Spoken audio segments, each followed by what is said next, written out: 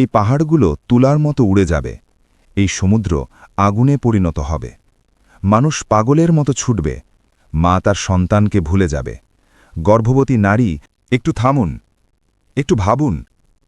এই মুহূর্তে আপনি শ্বাস নিচ্ছেন, আপনার হৃৎপিণ্ড স্পন্দিত হচ্ছে, আপনার চারপাশে পৃথিবী ঘুরছে, আকাশে সূর্য আলো দিচ্ছে, পাখি ডাকছে, মানুষ হাসছে, কাঁদছে, ছুটে চলেছে। কিন্তু একটা দিন আসবে যেদিন এই সূর্য আর আলো দেবে না, এই আকাশ ভেঙে পড়বে, এই পাহাড়গুলো তুলার মতো উড়ে যাবে, এই সমুদ্র আগুনে পরিণত হবে, মানুষ পাগলের মতো ছুটবে, মা তার সন্তানকে ভুলে যাবে, গর্ভবতী নারী তার গর্ভের কথা ভুলে যাবে। সেই দিনটির নাম কেয়ামত, সেই দিনটির নাম ইয়ৌমুল কিয়ামা, সেই দিন যেদিন প্রতিটি মানুষকে আল্লাহর সামনে দাঁড়াতে হবে একা, সম্পূর্ণ একা।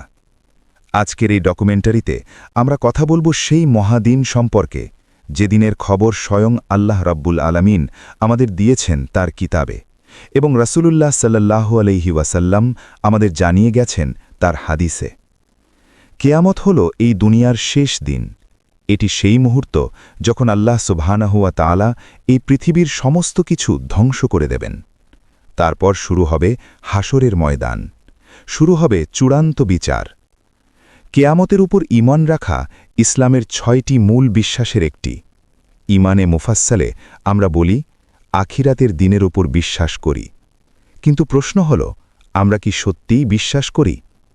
যদি সত্যিই কেয়ামতের ভয় অন্তরে থাকত, তাহলে কি এতটা গাফেল থাকতাম? যদি সত্যিই কেয়ামতের ভয় অন্তরে থাকত, তাহলে কি এত সহজে গুনাহ করতাম? আল্লাহ তাআলা পবিত্র কোরআনে বারবার কেয়ামতের কথা বলেছেন। কেন? কারণ মানুষ ভুলে যায়, মানুষ দুনিয়ার চাকচিক্যে হারিয়ে যায়। আল্লাহ চান আমরা যেন জেগে উঠি, আমরা যেন সচেতন হই, আমরা যেন প্রস্তুতি নেই। আল্লাহ সুবহানাহু ওয়া তাআলা সূরা হাজের ১ ও ২ নম্বর আয়াতে বলেছেন, হে মানুষ, তোমাদের রবকে ভয় করো, নিশ্চয়ই কিয়ামতের প্রকম্পন একটি ভয়ঙ্কর বিষয়। যেদিন তোমরা তা দেখবে, সেদিন প্রতিটি দুগ্ধদানকারী মা তার দুগ্ধপোষ্য সন্তানকে ভুলে যাবে, প্রতিটি গর্ভবতী নারীর গর্ভপাত হয়ে যাবে। মানুষকে তুমি দেখবে মাতালের মতো, অথচ তারা মাতাল নয়, বরং আল্লাহর আযাব অত্যন্ত কঠিন। সূরা হজ আয়াত ১-২। একটু থামুন, একটু চিন্তা করুন। একজন মা যে তার সন্তানের জন্য জীবন দিতে পারে, সেই মা সেদিন তার বুকের সন্তানকে ভুলে যাবে। এটাই কিয়ামতের ভয়াবহতা, এটাই সেই দিনের আতঙ্ক। আল্লাহ তাআলা সূরা আত-তাকবীরে কিয়ামতের দৃশ্য তুলে ধরেছেন। যখন সূর্যকে আলোহীন করা হবে, যখন তারকারাজি খসে পড়বে, যখন পাহাড়গুলোকে চলমান করা হবে, যখন ১০ মাসের গর্ভবতী স্ত্রী উপেক্ষিত হবে, যখন বন্য পশুদের একত্রিত করা হবে, যখন সমুদ্রগুলোকে আগুনে পরিণত হবে। সূর্য যা কোটি কোটি বছর ধরে আলো দিয়ে আসছে, সেটি নিভে যাবে, তারাগুলো ঝরে পড়বে, পাহাড় যা আমরা অটল মনে করি, সেগুলো ধুলার মতো উড়ে যাবে, সমুদ্রে আগুন জ্বলে উঠবে। এটা কোনো সিনেমা নয়, এটা কোনো কল্পকাহিনী নয়, এটা আল্লাহর ওয়াদা, এটা অবশ্যই ঘটবে। সূরা আল কারিয়াতে আল্লাহ বলেছেন, মহাবিপর্যয়, মহাবিপর্যয়। কি তুমি কি জানো মহাবিপর্যয় কি? যেদিন মানুষ হবে বিক্ষিপ্ত পতঙ্গের মতো, আর পাহাড়গুলো হবে ধ্বনিত রঙিন পশমের মতো। পতঙ্গ যেমন আগুনের দিকে ছুটে যায় দিশেহারা হয়ে, সেদিন মানুষের অবস্থা হবে সেরকম। কোনো দিক নির্দেশনা থাকবে না, কোনো আশ্রয় থাকবে না, শুধু ভয়, শুধু আতঙ্ক, শুধু অসহায়ত্ব। পর্ব ৪, সহিহ হাদিসে কেয়ামতের বর্ণনা। রাসূলুল্লাহ সাল্লাল্লাহু আলাইহি ওয়াসাল্লাম কেয়ামত সম্পর্কে আমাদের অনেক কিছু জানিয়ে গেছেন। সহিহ বুখারীতে বর্ণিত একটি হাদিসে রাসূলুল্লাহ সাল্লাল্লাহু আলাইহি ওয়াসাল্লাম বলেছেন, কেয়ামতের দিন মানুষকে খালি পায়ে, উলঙ্গ অবস্থায় এবং খাতনাবিহীন অবস্থায় একত্রিত করা হবে। তখন আয়েশা রাদিয়াল্লাহু আনহা বললেন, ইয়া রাসূলাল্লাহ, পুরুষ এবং নারী সকলে কি একে অপরের দিকে তাকাবে? রাসূলুল্লাহ সাল্লাল্লাহু আলাইহি ওয়াসাল্লাম বললেন, হে আয়েশা, সেদিনের পরিস্থিতি এত ভয়াবহ হবে যে কারো দিকে তাকানোর কোনো অবস্থা কারো থাকবে না। সহিহ বুখারী হাদিস নং ৬৫২৭। সুবহানাল্লাহ, সেদিনের আতঙ্ক এতটাই ভয়াবহ যে মানুষ নিজের লজ্জা নিয়েও ভাববে না, প্রত্যেকে শুধু নিজেকে নিয়ে চিন্তিত থাকবে। সহি মুসলিমে বর্ণিত আরেকটি হাদিসে রাসূলুল্লাহ সাল্লাল্লাহু আলাইহি ওয়াসাল্লাম বলেছেন, কেয়ামতের দিন সূর্যকে মানুষের এত কাছে আনা হবে যে তা হবে মাত্র 1 মাইল বা 2 মাইল দূরত্বে। মানুষ তাদের আমল অনুসারে ঘামে ডুবে যাবে। কারো ঘাম হবে পায়ের গোড়ালি পর্যন্ত, কারো হাঁটু পর্যন্ত, কারো কোমর পর্যন্ত, আর কাউকে ঘাম লাগাম পরিয়ে দেবে। সহি মুসলিম হাদিস নং 2864। 50,000 বছরের সমান দীর্ঘ হবে সেই দিন। সূর্য মাথার উপরে, ঘাম গড়িয়ে পড়ছে, কোনো ছায়া নেই, কোনো পানি নেই, কোনো আশ্রয় নেই। তবে কিছু মানুষ সেদিন আল্লাহর আরশের ছায়ায় থাকবেন। সহি বুখারিতে বর্ণিত বিখ্যাত হাদিসে রাসূলুল্লাহ সাল্লাল্লাহু আলাইহি ওয়াসাল্লাম বলেছেন, 7 শ্রেণীর মানুষকে আল্লাহ সেদিন তার আরশের ছায়ায় আশ্রয় দেবেন, যেদিন তার ছায়া ছাড়া অন্য কোনো ছায়া থাকবে না। ন্যায়পরায়ণ শাসক, আল্লাহর ইবাদাতে বেড়ে ওঠা যুবক, মসজিদের সাথে অন্তর জুড়ে থাকা ব্যক্তি, আল্লাহর জন্যে পরস্পরকে ভালোবাসা 2 ব্যক্তি, সুন্দরী ও প্রভাবশালী নারীর আহ্বান প্রত্যাখ্যানকারী যুবক যে বলে, আমি আল্লাহকে ভয় করি, গোপনে দান করা ব্যক্তি, যার বাম হাত জানে না ডান হাত কি দান করেছে, এবং নির্জনে আল্লাহকে স্মরণ করে চোখ থেকে অশ্রু ঝরানো ব্যক্তি। সহি বুখারি হাদিস নং 6660, সহি মুসলিম হাদিস নং 1031। কেয়ামত কবে হবে তা শুধু আল্লাহই জানেন। কোনো নবী, কোনো ফেরেশতা কেউ জানেন না।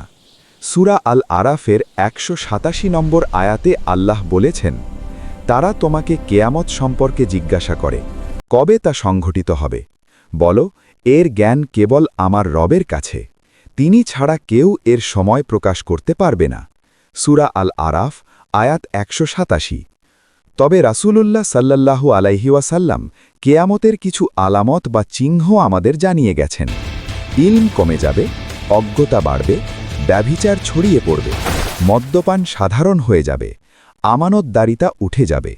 সহি বুখারিতে বর্ণিত হাদিসে রাসূলুল্লাহ সাল্লাল্লাহু আলাইহি ওয়াসাল্লাম বলেছেন, যখন আমানত নষ্ট হয়ে যাবে তখন কেয়ামতের অপেক্ষা করো। সহি বুখারি হাদিস নং 59।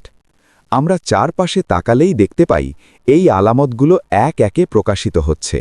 কেয়ামত দূরে নয়, কেয়ামত আমাদের কাছেই। এখন একটু নিজের জীবনের দিকে তাকান। আজ সকালে ঘুম থেকে উঠেছেন, নাশতা করেছেন, হয়তো কাজে গেছেন বা পড়াশোনা করেছেন, ফোনে সময় কাটিয়েছেন, সোশ্যাল মিডিয়া স্ক্রল করেছেন, হাসি ঠাট্টা করেছেন। কিন্তু একবারও কি ভেবেছেন আজকের দিনটি হতে পারে আপনার শেষ দিন? গতকাল যারা জীবিত ছিলেন তাদের অনেকে আজ কবরে। আজ যারা সুস্থ, কাল হয়তো তারা মাটির নিচে। মৃত্যু কোনো বয়স দেখে না, কোনো সময় দেখে না, কোনো পদমর্যাদা দেখে না। আমরা দুনিয়া নিয়ে কত পরিকল্পনা করি। 5 বছর পরে কি করব, 10 বছর পরে কোথায় থাকব, বাড়ি করব, গাড়ি কিনব, টাকা জমাবো। কিন্তু কেয়ামতের জন্যে আমাদের পরিকল্পনা কি? আমাদের আমলের খাতায় কি জমা হচ্ছে? সূরা আল ফাশরের 18 নম্বর আয়াতে আল্লাহ বলেছেন, হে ঈমানদারগণ, আল্লাহকে ভয় করো। প্রতিটি মানুষ যেন লক্ষ্য করে সে আগামীকালের জন্যে কি পাঠিয়েছে। আল্লাহকে ভয় করো। তোমরা যা করো আল্লাহ সে সম্পর্কে সম্যক অবগত। সূরা আল হাশর আয়াত 18। আগামীকাল মানে শুধু দুনিয়ার আগামীকাল নয়। আগামীকাল মানে কবর, আগামীকাল মানে হাশর, আগামীকাল মানে আখিরাত। আমরা সেই আগামীকালের জন্যে কি প্রস্তুত করেছি? একটু চোখ বন্ধ করুন। কল্পনা করুন আপনি হাশরের ময়দানে দাঁড়িয়ে আছেন। চারিদিকে অগণিত মানুষ। আদম আলাইহিসসালাম থেকে শুরু করে শেষ মানুষটি পর্যন্ত সবাই সেখানে দাঁড়িয়ে। সূর্য মাথার উপরে জ্বলছে, ঘাম গড়িয়ে পড়ছে, পিপাসায় গলা শুকিয়ে যাচ্ছে। আপনার আমলনামা আসবে, হয় ডান হাতে নয় বাম হাতে। সূরা আল ইনশিকাকে আল্লাহ বলেছেন, যার আমলনামা ডান হাতে দেওয়া হবে তার হিসাব সহজ হবে, সে তার পরিবারের কাছে আনন্দিত অবস্থায় ফিরে যাবে। আর যার আমলনামা পেছন দিক থেকে দেওয়া হবে সে ধ্বংস কামনা করবে এবং জাহান্নামের আগুনে প্রবেশ করবে। সূরা আল ইনশিকাক আয়াত 7 থেকে 12।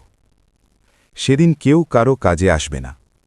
সূরা আবাসার ৩৪ থেকে ৩৭ নম্বর আয়াতে আল্লাহ বলেছেন, সেদিন মানুষ পালিয়ে যাবে তার ভাইয়ের কাছ থেকে, তার মায়ের কাছ থেকে, তার বাবার কাছ থেকে, তার স্ত্রী ও সন্তানেদের কাছ থেকে।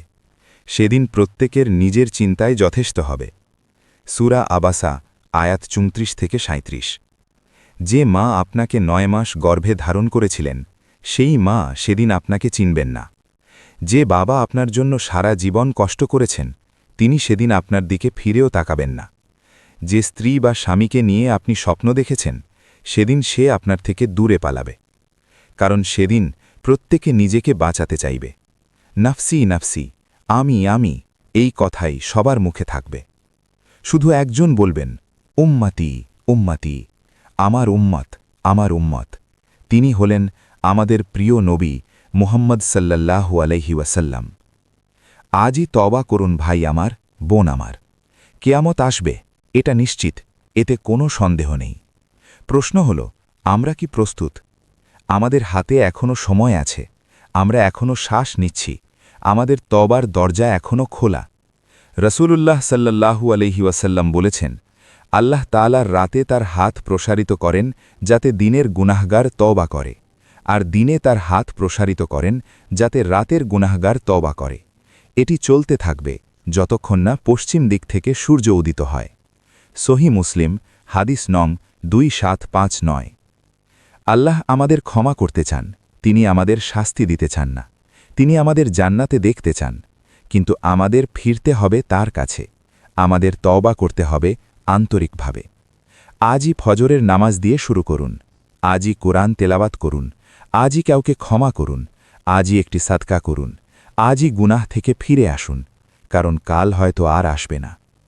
আসুন আমরা আল্লাহর কাছে দোয়া করি। হে আল্লাহ, হে আমাদের রব, হে পরম দয়ালু, হে ক্ষমাশীল। আমরা গুনাহগার, আমরা দুর্বল, আমরা বারবার ভুল করি, কিন্তু তুমি তো ক্ষমার মালিক। হে আল্লাহ, কিয়ামতের দিনের ভয়াবহতা থেকে আমাদের রক্ষা করো। সেদিন আমাদের আমলনামার ডান হাতে দিও, আমাদের হিসাব সহজ করে দিও, আমাদের তোমার আরশের ছায়ায় আশ্রয় দিও। হে আল্লাহ, আমাদের এবং আমাদের পরিবারকে জাহান্নামের আগুন থেকে হেফাজত করো, আমাদের জান্নাতুল ফেরদাউসে স্থান দাও। হে আল্লাহ, আমাদের মৃত্যু যেন ঈমানের সাথে হয়, আমাদের শেষ কথা যেন হয় লা ইলাহা ইল্লাল্লাহ। হে আল্লাহ, রসূলুল্লাহ সাল্লাল্লাহু আলাইহি ওয়াসাল্লামের শাফাআত আমাদের নসিব করো। তার হাউজে কাউসার থেকে আমাদের পানি পান করাও, যার পর আর কোনো পিপাসা থাকবে না। রব্বানা আতিনা ফিদ দুনিয়া হাসানাতাও ওয়াফিল আখিরাতি হাসানাতাও ওয়াকিনা আযাবান নার। আমিন ইয়া রব্বাল আলামিন। কিয়ামত আসবে, প্রশ্ন শুধু একটাই, আপনি কি প্রস্তুত?